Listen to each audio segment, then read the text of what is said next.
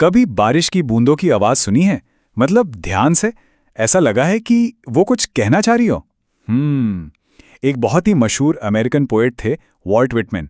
उन्होंने भी यही सोचा। और पता है क्या, अपनी कमाल की कविता the voice of the rain में उन्हें बारिश से जवाब भी मिला। तो चलिए आज इसी खूबसूरत कविता की दुनिया में चलते हैं और देखते हैं कि प्रकृति हमसे क्या कहना चाहती है। तो पूरी कहानी शुरू होती है एक बहुत ही सीधे लेकिन उतने ही गहरे सवाल से।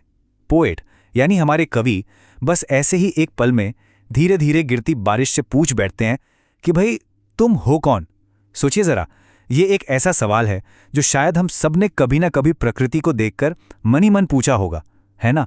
पर कभी ये उम्मीद नहीं की होगी कि कोई जवाब भी आएगा।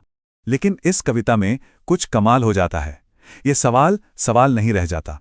बारिश सच में जवाब देती है, और जो जवाब वो देती है ना, वही इस पूरी कविता की जान है, उसका दिल है। तो आखिर बारिश ने क्या कहा होगा? उसने अपना परिचय कैसे दिया? क्या उसने कहा कि मैं तो बस पानी की बूंदें हूं? नहीं, बिल्कुल नहीं। उसका जवाब इससे कहीं ज्यादा पोएटिक, कहीं ज्यादा गहरा था। बारिश कहती है, मैं धरती की कविता हूं। सोचिए, I am the poem of earth. ये सिर्फ सुनने में अच्छा लगने वाला एक लाइन नहीं है, ये एक बहुत ही पावरफुल मेटाफर है, एक रूपक जो हमें नेचर और आर्ट यानी प्रकृति और कला के बीच के रिश्ते को समझने का मौका देता है। यहां पर वॉल्ट विटमैन एक बहुत ही खूबसूरत लिटरेरी डिवाइस का इस्तेमाल करते हैं जिसे कहते हैं पर्सोनिफिकेशन या मानवीकरण। इसका मतलब है किसी बेजान चीज को इंसानी गुण देना। जैसे यहां उन्होंने बारिश को एक आवाज दे दी, एक पहचान, एक आत्मा दे दी। और ऐसा करके वो हमें भी एक मौका देते हैं कि हम प्रकृति को एक अलग ही नज़र से देखें, एक जिंदा चीज की तरह। तो सवाल ये है कि बारिश और एक कविता में क्या कॉमन हो सकता है? देखिए, जैसे बारिश जमीन से उठती है, वैसे ही एक कविता भी एक सोर्स से जन्म लेती है, कवि की आत्मा से। फिर वो दुनिया में घूमती है, लोगों तक पहुंचती है और आखिर में वापस अपने क्रिएटर के पास लौट आती है, चाहे कोई इसे पढ़े, सराहे या ना सराहे। अच्छा, तो ये जो धरती की कविता है, मतलब हमारी बारिश, ये आती कहां से है? इसकी जर्नी क्या है? अब कविता हमें बारिश के इस कभी ना खत्म होने वाले साइकिल पर एक बहुत ही शानदार सफर पर ले जाती है। बारिश खुद बताती है कि उसकी जर्नी कैसे शुरू होती है। वो कहती है कि वो एक इम्पैल्पेबल फोर्स की तरह है, मतलब जिसे छुआ नहीं जा सकता, जो महसूस तो हो पर दिखे नहीं, और वो इसी रूप में जमीन और गहरे समंदर से ऊपर उठती है ना कमाल? ये एक ऐसा प्रोसेस है जो चुपचाप चलता रहता है, हमारी नजरों से छिपा हुआ। तो मोटे तौर पर बारिश के सफर के ये 4 स्टेप्स हैं। पहला, भाप बनकर जमीन और समंदर से ऊपर उठना। दूसरा, आसमान की तरफ जाना। तीसरा, वहां जाकर अपना रूप बदलना, मतलब बादल बन जाना। और चौथा, फिर से जमीन पर वापस बरसना। ये एक तरह से जीवन, मृत्यु और फिर से जन्म का एक साइकिल है जो हमेशा चलता रहता है। और सबसे इंटरेस्टिंग बात पता है क्या है?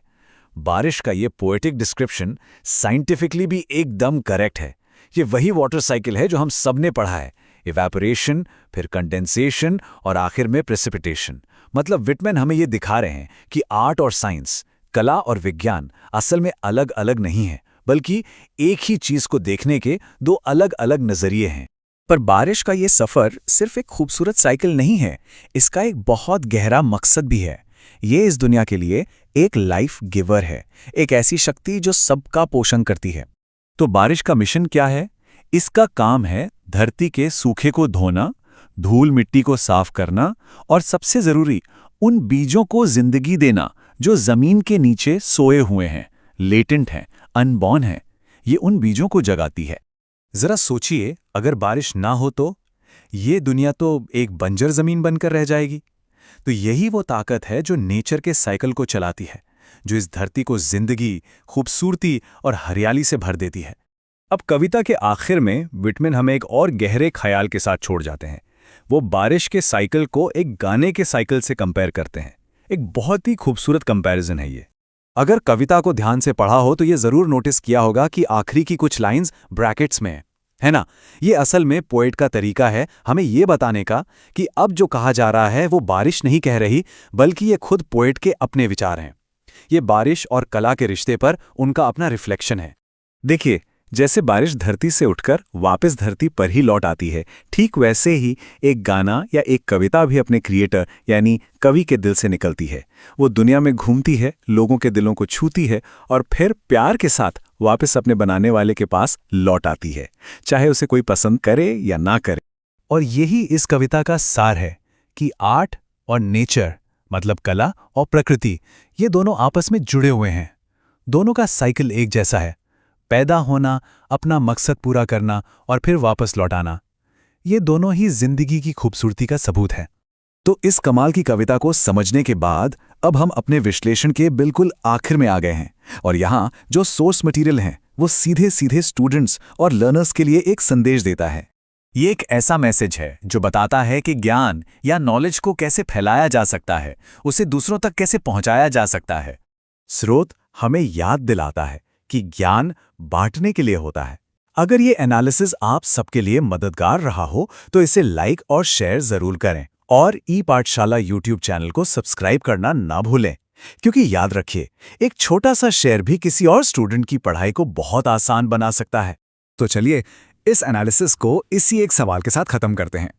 अगर बारिश धरती की कविता है तो नेचर की भाषा में लिखी और कौन-कौन सी कविताएं हम अपने आसपास ढूंढ सकते हैं? विटमैन की ये कविता हमें अपनी आंखें और कान खुले रखने के लिए कहती है ताकि हम अपने चारों ओर की दुनिया में छिपी हुई आर्ट और ब्यूटी को देख सकें।